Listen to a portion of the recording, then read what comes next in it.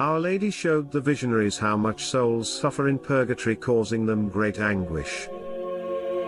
After the Medjugorje visionaries' experiences with purgatory, the responsibility of praying for the souls in purgatory was placed very strongly in their hearts. Our Lady showed them how much the souls in purgatory suffer and how much they depend upon our prayers. Vicka was deeply upset by what she experienced in purgatory. Seeing the sufferings of the souls in purgatory that were abandoned, who had no one to pray for them, caused her great anguish. Vicka went to Our Lady and asked her if she could help the poor souls in some way. Our Lady spoke to Vicka about the seriousness of what she was asking. Our Lady told Vicka before she would accept her request, she was to go to her spiritual director and confessor, Father Janko Bubalo, and talked to him about it.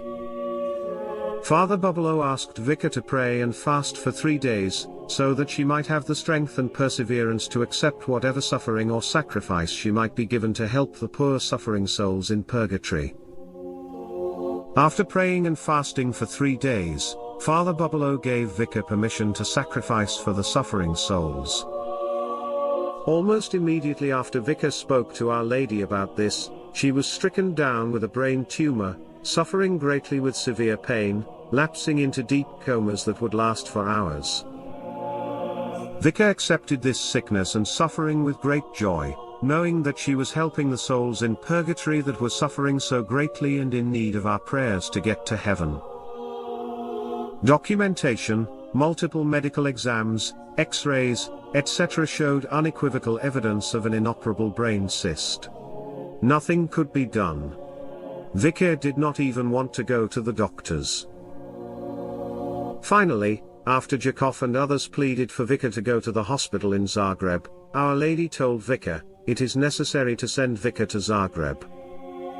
In his book The Miracle Detective, investigative journalist Randall Sullivan reports a little-known story about Vicka's suffering for the souls in purgatory. After the medical examination in February 1988, doctors confirmed the small brain cyst, but it was located in a place too difficult to operate. Vicka was told her periods of unconsciousness would continue and her prognosis was uncertain. Many in Medjugorje were deeply concerned. Vicka then told villagers not to worry. The Holy Mother promised her that after her special time suffering for souls in purgatory she would heal her. Word got out that Vicka knew the exact date she would be cured. Soon priests from a commission investigating Medjugorje arrived at Vicka's house and they asked her if she was willing to write down the date that she would be healed. Vicka agreed. She then wrote a brief note on 2 pieces of paper and put them in separate envelopes. One envelope was given to the investigators, the other was to be held by the Franciscans in Medjugorje. Vicka's crippling headaches and long periods of unconscious continued. Then on September 18, 1988 she informed the priests holding the envelopes that they were to open them in 1 week. On September 25, she met with the commission, but before the envelopes were opened Vicka told the commission that the purpose of her illness was to suffer for the souls in purgatory and that she had been traveling with the Virgin Mary during her periods of unconsciousness. The Virgin Mary had promised Vicka that her suffering would end on September 25, 1988.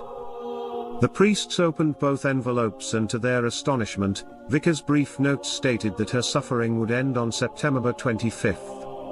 Immediately, the commission asked Vicka to be examined by doctors. Within days X-rays were taken and showed the cyst at the base of the brain was gone.